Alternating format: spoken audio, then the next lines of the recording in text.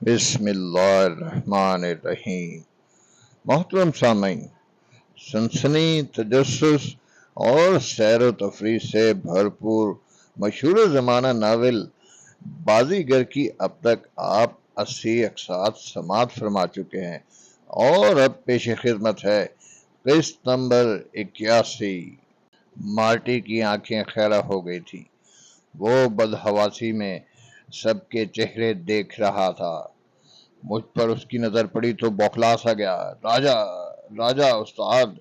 پیرو کے بازوؤں سے خود کو چھڑا کے وہ تڑپتا ہوا میری طرف بڑھا اور مجھے دبوچ کے دیکھنے لگا۔ وہ بالکل پاگل ہو گیا تھا۔ اسے کچھ خیال آیا اور وہ وحشت کے عالم میں سیڑھیاں طے کرتا ہوا اندر کی جانب بھاگ پڑا۔ ہم چبوترے پر چڑھے ہی تھے کہ اندر سے تیز قدموں کی آوازیں سنائی دیں، اور مارٹی کی بھڑکتی ہوئی آواز بھی۔ وہ ایک وسیع و عریض گول کمرہ تھا۔ اوپری گنبد چھت پر جا بجا رنگ برنگے شیشے جڑے تھے۔ بیچ میں ایک بڑا فانوس تھا۔ دیواروں پر ہر طرف بیل بوٹے کھدے ہوئے تھے اور فرش پر نیلا قالین تھا۔ دیواروں کے ساتھ 3 جانب گدیلے رکھے ہوئے تھے اور درمیان میں ایک جانب چوکی کی نشست تھی۔ ان سب کی آوازوں سے کمرہ گونج رہا تھا۔ سبھی موجود تھے: ابا جان، مارٹی، زورا، ٹنگو، کانتے، جمرو، شامو، پیرو، بٹھل اور میں، منیر علی بھی۔ منیر علی کو وہاں دیکھنے کے بعد خانم کی آمد کے بارے میں کسی سے کچھ پوچھنے کی ضرورت نہیں رہی تھی، مگر یہ بھی تو ہو سکتا تھا کہ وہ خانم کے بجائے کوئی عذر لے کے آئے ہوں۔ تار کے ذریعے ابا جان کا بٹھل کو بلوانا اور بٹھل کے بعد خانم کی طلبی۔ خانم تو اس افراتفری اور سراسیمگی میں نیم جاں ہو گئی ہوگی۔ شاید اسی لیے منیر علی کو آنا پڑا ہو، مگر مجھے تصدیق کی کوئی ایسی الجھن نہیں تھی۔ وہاں تو سب کچھ بدلا ہوا تھا۔ کسی کو کچھ اور سوچنے کی فرصت نہیں تھی۔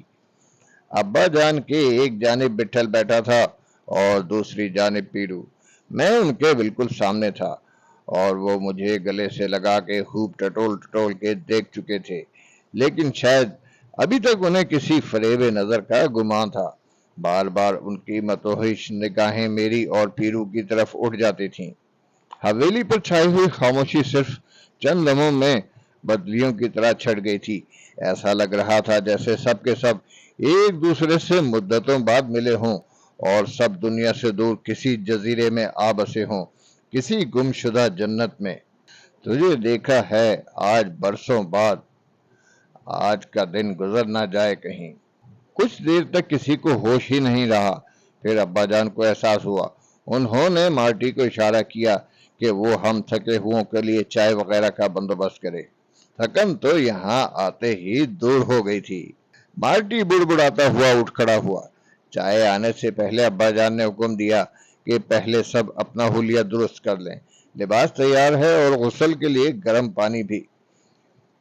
ان دنوں میں ابا جان نے اندازے سے سب کے کپڑے تیار کرا لیے تھے، ایک کے بجائے 2 جوڑے۔ نواب حشمت جنگ سے تعلق کے باعث انہیں اس اہتمام کی ضرورت محسوس ہوئی ہوگی کہ نواب کا سامنا ہونے پر مکینوں کا لباس بھی مکان کے شایع ہو۔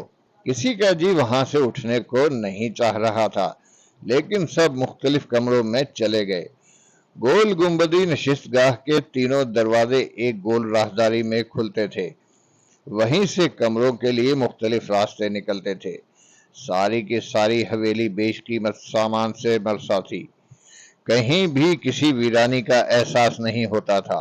آئینے، پردے، کھڑکیوں کے شیشے، منظروں کی تصاویر اور دیگر آرائشی چیزوں پر کہیں گرد کا نشان تک نہیں تھا۔ میں راہداری میں آیا ہی تھا کہ منیر علی نے میرا بازو تھام لیا اور آنکھ کے اشارے سے مجھے اپنے ساتھ آنے کی ہدایت کی۔ میں سمجھ گیا کہ وہ مجھ سے خانم کے متعلق کوئی بات کرنا چاہتے ہیں۔ میرا دل گھبرانے لگا کہ کہیں وہ کوئی ایسی بات نہ بتائیں۔ راہداری ہی سے اوپر ہی منزل کو سیڑھیاں جاتی تھیں۔ اپنی آپی سے نہیں ملو گے؟ وہ سرگوشیانہ مجھ سے بولے۔ وہ تمہیں دیکھنے کے لیے بےتاب ہیں۔ آپی آئی ہے؟ میں نے دھڑکتی آواز میں کہا۔ انہیں بہرحال آنا تھا۔ وہ تمتماتے لہجے میں بولے، اور کون کون ہے؟ آنے کو تو سبھی تیار تھے، میں نے روک دیا۔ جہانگیر مچلا جا رہا تھا۔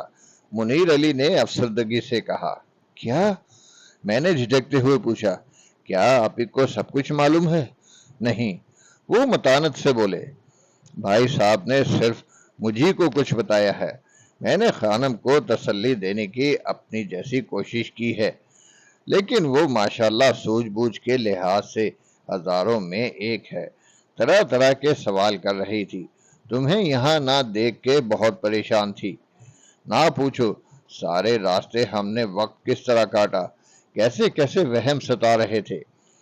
خانم میں پھر بھی بہت تحمل ہے، لیکن سفید ہو گئی ہے۔ پہلے تم اس سے جا کے مل لو۔ میرے قدم رکنے لگے تھے، مگر پھر میں نے جلدی جلدی سیڑھیاں طے کی۔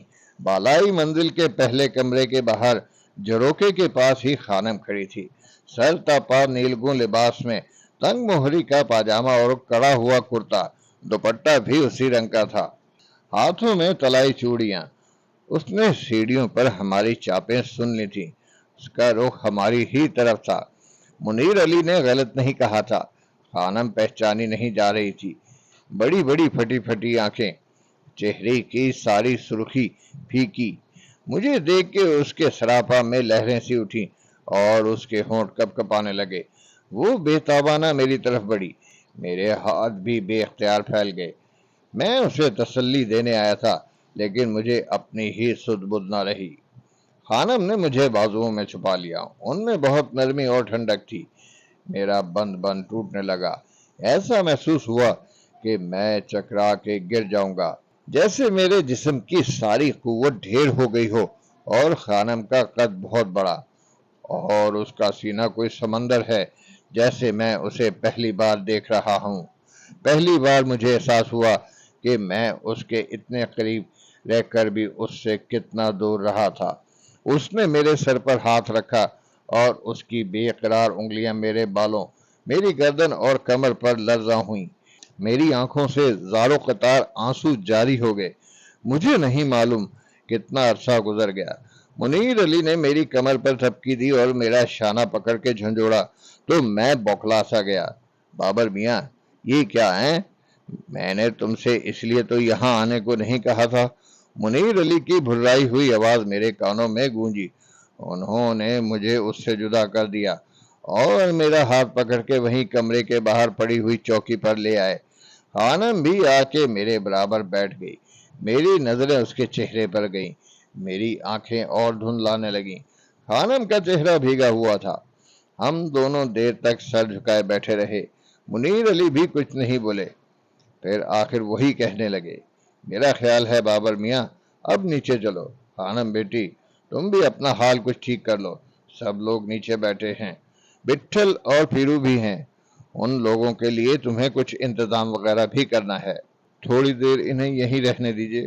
خانم نے بمشکل زبان کھولی اور ڈوبتی ہوئی آواز میں منیر علی سے کہا، یہ اب یہی ہیں، اور اب تو سب یہی ہیں۔ منیر علی گہری سانس بھر کے بولے، میں انہیں یہاں امدن نہیں چھوڑنا چاہتا۔ مجھے اندازہ نہیں تھا کہ تم دونوں اتنے لبالب ہو، اور تم بیٹی، تم تو بہت حوصلے والی ہو۔ میں تو ابھی بابر میاں سے یہی کہہ رہا تھا، دھوپ چھاؤں ہی زندگی ہے۔ میں نے تم سے راستے میں کیا کہا تھا کہ اللہ نے چاہا تو سب خیریت ہوگی۔ محترم سامعین، بازیگر کی داستان گوئی آپ کو کیسی لگی؟ کمنٹس میں اپنی رائے سے ضرور آگاہ کیجیے، اور ہماری حوصلہ افزائی کے لیے اس ویڈیو کو لائک کریں اور چینل کو ضرور سبسکرائب کریں، اور اپنے دوستوں اور عزیزوں کے ساتھ اس کو شیئر کریں۔ گھبرانے کی کوئی بات نہیں، منیر علی نرم آواز میں بولے۔ بابر میاں سے پوچھو، اب ایسی کوئی الجھن درپیش نہیں ہے۔ ہاں اپی، میں نے اٹکتے لہجے میں کہا، اب سب ٹھیک ہی ہے۔ مگر خانم دبی زبان میں بولی۔ میں نے اس کی بات پوری ہونے سے پہلے کہا، یقیناً آپ بہت کچھ جاننے کے لیے بےتاب ہوں گی، مگر اب سب ختم ہو گیا ہے، اب اسے دہرانے سے کچھ حاصل نہیں۔ آپ اطمینان رکھیے۔ اطمینان تو تمہیں دیکھ کے ہی ہو گیا تھا، مگر مجھے کچھ بتاؤ تو صحیح، کون سی بات ہے جو آپ لوگ مجھ سے چھپا رہے ہیں۔ سمجھو کہ ایک معاملے میں تمہاری ضرورت پڑ گئی تھی، وہ بیچ میں بولے، لیکن اب سب درست ہو چکا ہے۔ کیا معاملہ تھا؟ خانم اضطراب سے بولی۔ کچھ میری بات تھی آپی، میری وجہ سے آپ کی ضرورت پڑ گئی تھی۔ خانم حیرت سے میرا چہرہ دیکھنے لگی، اس کے ہونٹ کچھ کہنے کے لیے پھڑک کے رہ گئے۔ میں نے جھرجھراتی آواز میں کہا، آپ کا آنا شاید ضروری ہو گیا تھا، بہتر ہے مجھ سے کچھ مت پوچھیے، وٹھل بھائی آپ کو سب کچھ بتا دیں گے۔ سب کو احساس تھا کہ آپ کس قدر پریشان ہو جائیں گی، لیکن اب کچھ بھی نہیں۔ اچھا ہوا کہ آپ آ گئی ہیں، اور یقین کیجئے میں نے نہیں، وٹھل بھائی نے آپ کو بلوایا ہے، مجھے تو کچھ معلوم ہی نہیں تھا۔ تم کیسی باتیں کر رہے ہو؟ وہ آزردگی سے بولی۔ میں آپ سے بالکل سچ کہہ رہا ہوں، مجھ سے مشورہ کیا جاتا تو میں شاید منع کر دیتا۔ میرے ذہن میں تو دور دور تک نہیں تھا کہ آپ کو طال دے دیا جائے گا، مگر سمجھیے کہ وٹھل بھائی کے پاس کوئی اور چارہ بھی نہیں رہا تھا۔ چارہ تو دوسرا بھی تھا، لیکن نتائج کا یقین نہیں تھا۔ مجھے صاف صاف کیوں نہیں بتاتے؟ وہ التجائی لہجے میں بولی۔ یقین کرو سوچ سوچ کے میرا دم گھٹا جا رہا ہے۔ میں آپ سے کہہ رہا ہوں کہ کچھ مت سوچیے، آپ کی افتاد کا مجھے خوب اندازہ ہے، لیکن میرے بس میں کچھ نہیں تھا، بلکہ کسی کے بس میں بھی۔ کوئی ایسی بات ہے تو وٹھل بھائی نے بالکل ٹھیک کیا ہے، یہ اذیت تو میرے لیے عین راحت ہے۔ اس کی آواز رندنے لگی۔ میرے لیے اس سے بڑی خوش نصیبی کیا ہو سکتی ہے کہ میں تمہارے یا وٹھل بھائی کے کسی کام آؤں۔ میں سمجھوں گی کہ میری زندگی کا بھی کوئی مقصد ہے۔ یہ تو آپ دوسروں سے پوچھئے، آپ کی ذات ہی آپ کا مقصد ہے۔ بے مقصد صرف اپنے لیے تو نہیں ہوتا، میں نے عاجزی سے کہا۔ وٹھل بھائی نے جو بہتر سمجھا وہی کیا، مگر مجھے یہ سب کچھ اس طرح اچھا نہیں لگتا تھا۔ کیا اچھا نہیں لگتا تھا؟ یہی کہ آپ کو دوبارہ میرا مطلب ہے اس نہر میں، لفظ میرے حلق میں منتشر ہو گئے۔ میری سمجھ میں نہیں آیا کہ میں اسے کیا کہنا چاہتا ہوں۔ میں نے اسے اور ہیجان میں مبتلا کر دیا تھا۔ تم رک کیوں گئے؟ وہ اضطراری انداز میں بولی۔ میں نے زندگی میں بہت صدمے سہے ہیں، لیکن شاید یہ صدمہ نہ سہا جا سکے کہ تم اپنی آپی کو کسی آزمائش کے لیے مشتبہ سمجھو۔ یہ سارا رتبہ تم نے اور وٹھل بھائی نے دیا ہے، میرے نگہبان موجود ہیں، پھر مجھے کاہے کی فکر ہو سکتی ہے؟ ہاں، اگر تمہاری نظروں میں مجھ سے کوئی لغزش ہو گئی ہو۔ اس نے اپنے ہونٹ بھینچ لیے۔ معلوم نہیں آپی آپ کیا سمجھ رہی ہیں، ایسی باتیں مت کیجیے۔ رتبہ کون کسی کو ایسے ہی دیتا ہے؟ رتبہ تو رتبے کے لائق لوگوں ہی کو ملتا ہے۔ میرا یقین ہے آپ سے لغزش کبھی ہو ہی نہیں سکتی، ایسی ہر بات دل سے نکال دیجیے۔ میرے لہجے میں تندی آ گئی تھی۔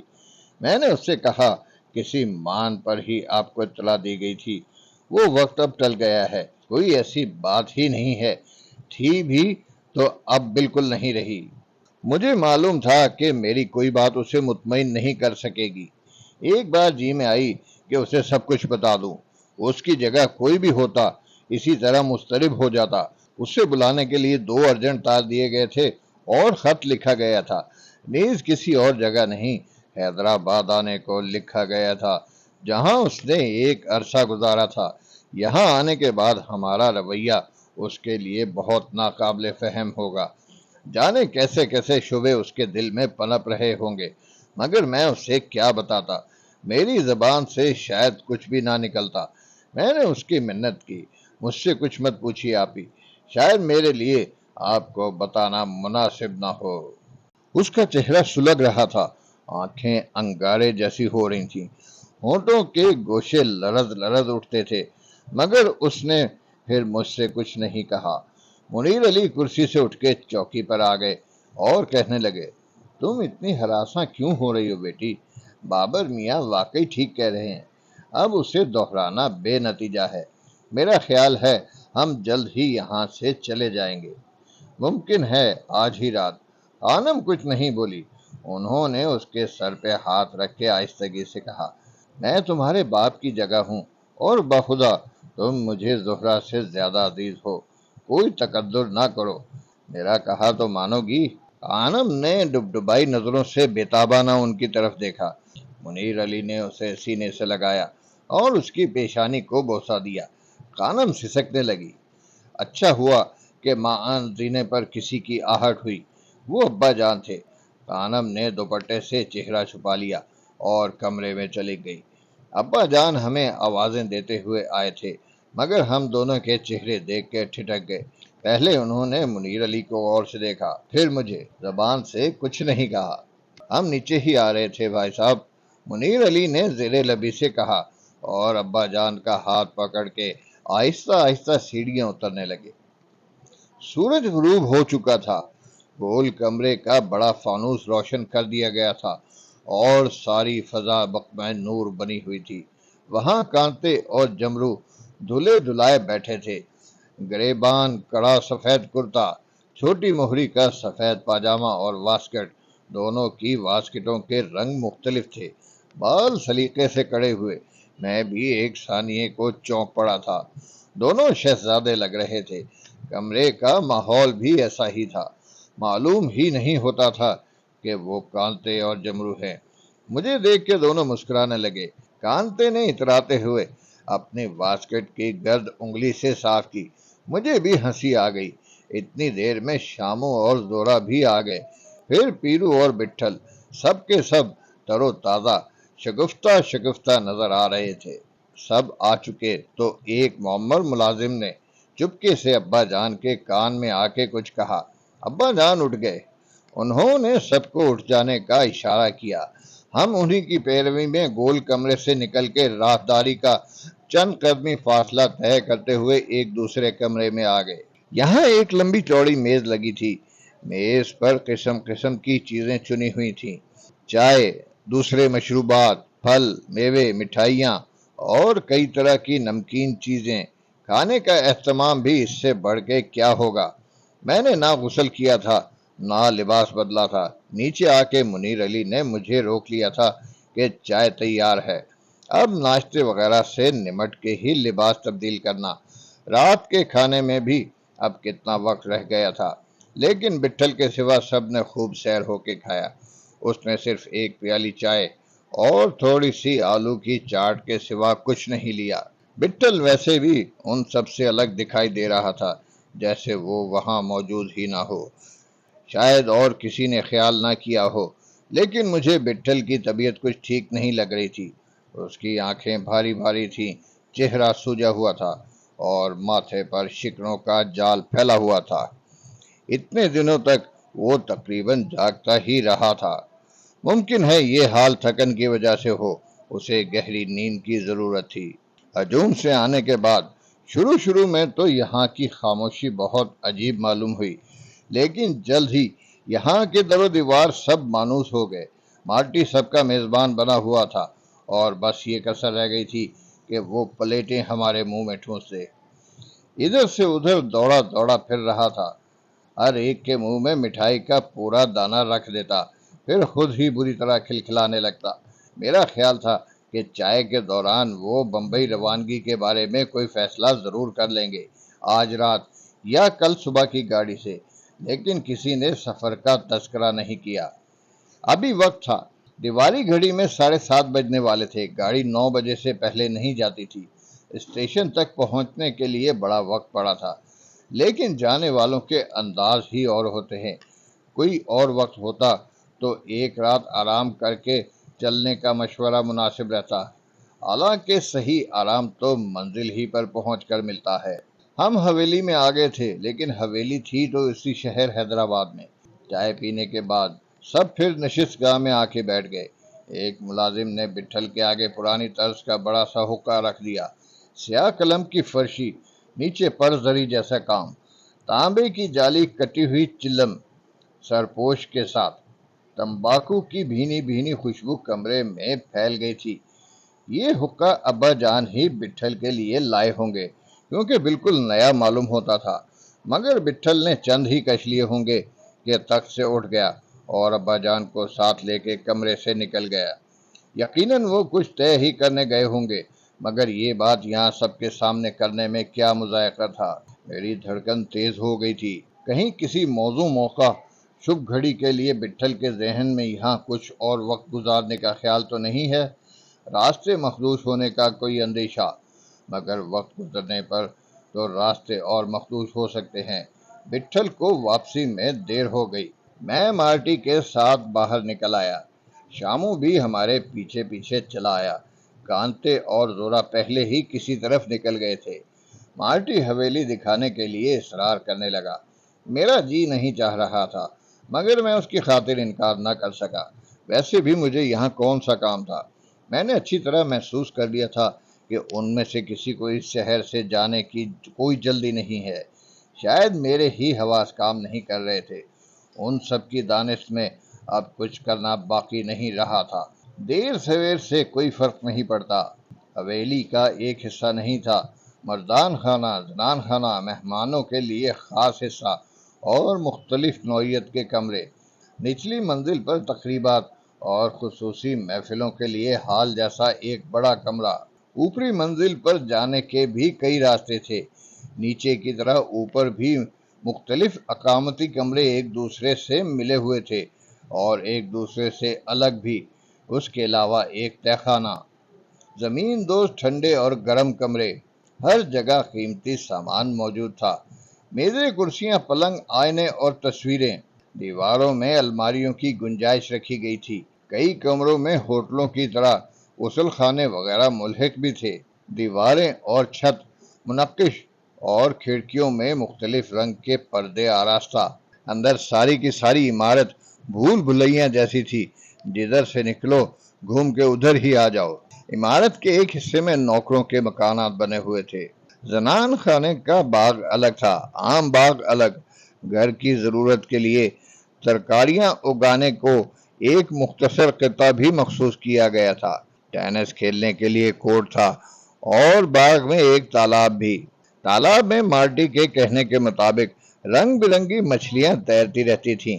حویلی کے مکین نے ابا جان سے غلط نہیں کہا ہوگا کہ کسی انگریز افسر کی عمارت پر نظر تھی۔ ابا جان نے اس کے عوض بڑی رقم ادا کی تھی، مگر دیکھنے کے بعد اندازہ ہوا کہ حویلی کی عمارت ادا کی جانے والی رقم سے گراں بہا ہے۔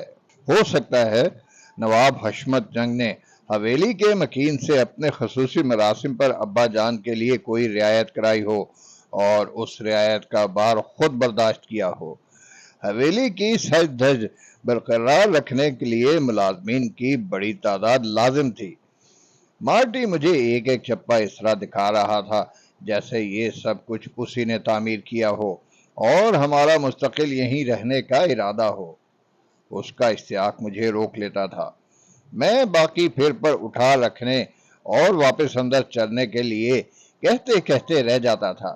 پچھلے حصے میں آ کر ہمیں ٹنگو مل گیا۔ وہ ہمیں کو ڈھونڈتا ہوا ادھر آ نکلا تھا۔ میرے پوچھنے پر اس نے بتایا کہ ابا جان اور منیر علی سے الگ الگ کمرے میں کچھ دیر بات کر کے بٹھل اوپر خانم کے پاس چلا گیا ہے اور ابھی تک وہیں ہے۔ باغ میں تھوڑی دور جا کے ہم اندر واپس آئے۔ کانتے اور زورا موجود نہیں تھے۔ میں سمجھا کہ وہ کسی کمرے میں آرام کے لیے چلے گئے ہوں گے، لیکن اپنے اطمینان کے لیے میں نے جمرو سے ان کے بارے میں معلوم کیا۔ جمرو نے میرے سر میں اور ریت بھر دی۔ اس نے بتایا کہ وہ دونوں بٹھل کی ہدایت پر کہیں باہر گئے ہوئے ہیں۔ حویلی سے باہر؟ میں نے حیرانی سے پوچھا۔ ہاں لاڈلے بھائی، اس نے سکون سے جواب دیا۔ کہاں؟ جمرو ہونٹ لٹکا کے رہ گیا۔ اس وقت حویلی سے باہر وہ کہاں جا سکتے ہیں؟ واپس اڈے پر یا سواری لینے؟ مگر سواری کے انتظام کے لیے نوکروں کی کیا کمی ہے؟ میری رگوں میں برف سی جمنے لگی۔ بٹھل نشست گاہ میں واپس آ چکا تھا اور حقہ گڑ گڑا رہا تھا۔ پیرو بھی وہیں بیٹھا تھا۔ میں نے سوچا پیرو سے کچھ معلوم کرنے کی کوشش کروں، لیکن ایک تو وہ بٹھل کے بہت قریب بیٹھا اس سے باتوں میں منہمک تھا، دوسرے مجھے خود اچھا نہیں لگا۔ مبادا میری وحشت اسے گراں گزرے یا وہ مذاق کرنے لگے۔ میں وہیں خاموش بیٹھا کانتے اور زورا کا انتظار کرتا رہا، پر وہ نہیں آئے۔ گھڑی میں 9 بجنے والے تھے۔ گھڑی دیکھ کے مجھے کسی قدر سکون ہوا۔ روانگی کا امکان اب خارج از بحث تھا۔ بہتر یہی تھا کہ میں کسی کمرے میں جا کے آنکھیں بند کر لیتا، لیکن میں خود پر بوجھ ڈالے وہیں بیٹھا رہا۔ مجھے اپنے آپ سے چڑ ہونے لگی تھی۔ خود کو بہت غصہ آتا تھا کہ ایک مجھے کو ایسی تلا بیلی کیا پڑی ہے، سب ایک ہی کشتی کے سوار ہیں۔ مگر دوسرے ہی لمحے میری آنکھیں بھٹکنے لگتی تھیں۔ پھر میں نے وہاں سے اٹھنے کا ارادہ کر لیا۔ اٹھ کے ابھی میں دروازے سے نکل ہی رہا تھا کہ بٹھل کی گونجتی ہوئی آواز نے میرے قدم روک لیے۔ تو نے کپڑے نہیں بدلے رے؟ نہیں، میں نے مڑ کے ترشی سے کہا۔ کھینچ لے، اب سویرے ہی بدل لوں گا۔ کہیں چلنا ہے رے؟ کہاں؟ میں نے تذبذب سے پوچھا۔ چلنا ہے لاڈلے، بٹھل نے تنک کے کہا۔ میں نے اس سے دوبارہ پوچھنا چاہا، لیکن میرے زبان کھولنے سے پہلے ہی اس نے آنکھ کے اشارے سے مجھے تحمل کی تلقین کر دی۔ میں اسے دیکھتا رہ گیا اور اسی لمحے وہیں دروازے پر منجمد کھڑا رہا۔ یہ کیا ضروری ہے کہ گاڑی کا وقت گزر جانے کے باوجود ہم یہاں سے نہ نکل سکیں؟ ہم کسی بھی سواری سے راتوں رات شہر سے دور ہو سکتے ہیں، کم سے کم سکندرآباد تک تو جا ہی سکتے ہیں۔ وہاں ایک بڑا ریلوے اسٹیشن ہے۔ ممکن ہے کانتے اور زورا حفظ ما تقدم کے لیے حویلی کے آس پاس علاقے کا جائزہ لینے نکلے ہوں۔ ہماری آہٹوں پر کوئی کان لگائے تو نہیں کھڑا ہے؟ وہ سیر و تفریح کو تو نہیں گئے ہوں گے؟ اڈے پر واپس جانے کا بھی کوئی جواز نہیں تھا۔ لباس تبدیل کرنے کے لیے بٹھل کی ہدایت بے سبب تو نہیں ہو سکتی۔ یہ بھی ہو سکتا ہے کہ اس دوران نواب حشمت جنگ آ جائے یا ابا جان ہمیں اس کے پاس لے جانا چاہتے ہوں۔ میں باہر نکل آیا۔ مجھے معلوم تھا کہ ابا جان کے سلوائے ہوئے کپڑے کون سے کمرے میں رکھے ہیں۔ وہیں سے سب نے اپنے ناپ کے کپڑے منتخب کیے تھے۔ ابھی وہاں کئی جوڑے رکھے تھے۔ میں نے شانے سے اپنے لیے کرتا ناپ کے دیکھا۔ اسی اسنا میں مارٹی ہانپتا ہوا آ گیا اور ایک چھوٹا سا سوٹ کیس میرے حوالے کرتے ہوئے کہنے لگا، راجہ استاد، اپن سالہ بھی ایک دم بھول گیا۔ خانم بہن اپن کو بولا تھا ادھر تمہارے لیے زری کا ایک چیز اس کے پاس پڑا ہے۔ یہ کیا ہے؟ میں نے تعجب سے کہا۔ ابھی کھول کے دیکھتا راجہ، مارٹی جھلملاتی ہوئی آواز میں بولا۔ میں دم بخود سا کھڑا تھا۔ مارٹی نے اپنے ہاتھ میں دبی ہوئی چابی لہرائی۔ ابھی بولے تو کھول کے دیکھے، زری نے بھیجا ہے۔ میری آواز لرز رہی تھی۔ ہاں راجہ، اپنی زری سسٹر نے۔ ہاؤ ونڈرفل شی از، قسم سے ٹاپ ٹو باٹم ایک دم گاڈ لیس ہے۔ اس نے چابی قفل میں گھما دی مگر رک گیا۔ کھولتے کیوں نہیں؟ میں نے الجھے ہوئے لہجے میں کہا۔ نہیں راجہ استاد، اپن ایک دم الو کا پٹھا ہے، ابھی تم ہی اس کو کھولو، وہ کسمساتے ہوئے بولا، اور جلدی سے ریڈی ہو کے آ جاؤ۔ وہ کمرے سے جانے لگا۔ میں نے اس کا بازو پکڑ لیا۔ تمہیں کیا ہو گیا ہے؟ میں نے ناراضی سے کہا۔ مارٹی کا جسم چور سا بن گیا تھا، معذرت خواہانہ سا۔ تب میری سمجھ میں آیا کہ اس کی جھجک کا سبب کیا ہے۔ مجھے اس پر غصہ بھی آیا اور پیار بھی۔ اچانک اس سے خیال آ گیا تھا کہ میرے لیے بھیجی گئی چیز مجھے کو کھولنی چاہیے۔ میں نے حکمی لہجے میں پھر اس سے کہا کہ سوٹ کیس وہی کھولے۔ مارٹی نے بجبر تعمیل کی اور اچھلنے لگا۔ دیکھا راجہ، ابھی کیا کیا زری سسٹر نے بھیجا ہے۔ سوٹ کیس میں ضرورت کا سارا سامان موجود تھا۔ 2 جوڑی کپڑے، سیاہ شیروانی، واسکٹ، بنیان، جرابیں اور سلیم شاہی جوتے، آئینہ، کنگھی، تولیہ، منجن کا ڈبہ، رومال اور عطر کی شیشی۔ یہ سب چیزیں سلیقے سے رکھی ہوئی تھی۔ میری نظروں میں زری کی تصویر گھومنے لگی۔ چلتے وقت اس نے مجھ سے کہا تھا، ابھی سارے کپڑے تو تیار نہیں ہوئے۔ منیر علی بتا رہے تھے کہ ہمارا تار ملنے کے وقت وہ گھر پر نہیں تھے۔ انہیں زمینوں پر اطلاع دی گئی۔ اس دوران دوسرا تار پہنچ گیا، مگر کوئی دوسرا شخص بھی تو بٹھل کے نام سے تار دے سکتا تھا۔ اسی تذبذب میں 2 دن لگ گئے اور جب تک خط نہیں ملا انہوں نے سفر کا ارادہ نہیں کیا۔ خانم کے آنے میں اسی وجہ سے دیر ہو گئی تھی۔ دیر شاید اس لیے ہونی بھی تھی کہ ہمیں حیدرآباد میں اس کے آنے سے پہلے نواب عالم تاب کی حویلی سے نکل کے آنا تھا۔ درمیان کے ان 2 دنوں میں زری کو یہ چیزیں اکٹھی کرنے کا موقع مل گیا ہوگا۔ مارٹی ایک ایک چیز احتیاط سے نکال کے مجھے دکھا رہا تھا۔ نیسا کے ہاتھ کا کڑا ہوا رومال بھی تھا۔ جب میں چلا تھا، نیسا نے یہ ادھورا رومال مجھے دکھایا تھا اور مجھ سے پوچھا تھا کہ پھول اس نے کیسا بنایا ہے۔ یہ سارا کام زری ہی نے اسے سکھایا تھا۔ اس نے نیسا کو مشورہ دیا ہوگا کہ سفید رومال کے کونے پر سفید تار کشی سے پھول بنایا جائے تو رومال زیادہ نفیس اور دیدہ زیب ہو جائے گا۔ یہ نفاست اسی کو آتی تھی۔ کچھ دیر کے لیے میں خود کو بھول گیا۔ زری جیسے میرے سامنے سر جھکائے کھڑی تھی، سفید لباس میں ملبوس، کسی مجرم کی طرح۔ میری پتھر آنکھیں اسی کو دیکھ رہی تھی۔ مارٹی نے مجھے چونکایا اور ہنسنے لگا۔ ابھی کدھر چلا گیا راجا؟ مجھے اس کے سامنے خفت سی ہوئی۔ میں نے جلدی سے ایک جوڑا نکال کے الگ رکھا۔ مارٹی نے شیروانی بھی نکال لی تھی۔ اس کی خواہش تھی کہ میں آج یہی لباس پہنوں۔ حیدرآباد میں شیروانی کا عام رواج تھا، مگر میں نے شیروانی سوٹ کیس میں واپس رکھ دی اور واسکٹ نکال کے سیدھا غسل خانے میں آ گیا۔ مجھ سے ٹھیک طرح غسل بھی نہیں کیا گیا۔ گرم پانی موجود تھا، مگر وہ اتنا گرم تھا کہ ٹھنڈا ملا کے معتدل کرنے میں دیر لگتی۔ میں نے ٹھنڈے ہی پانی پر اکتفا کیا۔ پاجامے میں کمر بند پڑا ہوا تھا۔ کمر بند نیفے میں اندر سرک جانے کے خیال سے گرہ بھی لگا دی گئی تھی۔ باہر مارٹی میرا منتظر تھا۔ میں اندر سے تیار ہو کے نکلا تو مارٹی ایسے سیٹی بجانے لگا جیسے نوٹنکی میں کوئی بازیگر آنے پر تماشائی بجاتے ہیں۔ وہ جسم نچا نچا کے مجھے مختلف زاویوں سے دیکھتا رہا۔ پھر اس نے میرے پیروں کے آگے سلیم شاہی جوتی رکھ دی۔ جوتی میرے پیر میں بالکل فٹ آئی۔ زری کو میرے کپڑوں اور جوتوں کی پیمائش کا کیسا اندازہ تھا۔ میں نے سوچا کتنی بار باہر گیا ہوں، مہینوں کے لیے، لیکن مجھے کبھی خیال تک نہیں آیا کہ اس کے لیے کوئی چیز لیتا چلوں۔ اس نے کبھی کوئی شکوہ نہیں کیا، مگر شاید شکوہ کرنا اسے آتا ہی نہیں تھا۔ کمرے میں نصب قد آدم آئینے میں خود کو دیکھ کے مجھے اجنبیت سی محسوس ہوئی۔ بالوں کی ترتیب بھی آدمی کو کتنا بدل دیتی ہے۔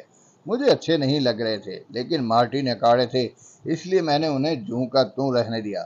ہم کمرے سے نکلنے ہی والے تھے کہ ٹنگو دوڑتا ہوا آیا۔ لاڈلے بھائی، استاد تم کو بلاتے ہیں۔ مجھے؟ میں نے بے چینی سے کہا۔ کیا کانتے اور زورا واپس آ گئے؟ ہاں، وہ پھولی ہوئی سانسوں میں بولا۔ میں کسی تاخیر کے بغیر دروازے کی طرف جھپٹا۔ تیز قدموں سے میں نے راہداری عبور کی۔ وہ سب مجھے نشست گاہ سے باہر ہی کھڑے ہوئے نظر آ گئے۔ بٹھل کے کندھے پر شال پڑی تھی، پیرو کے کندھے پر بھی۔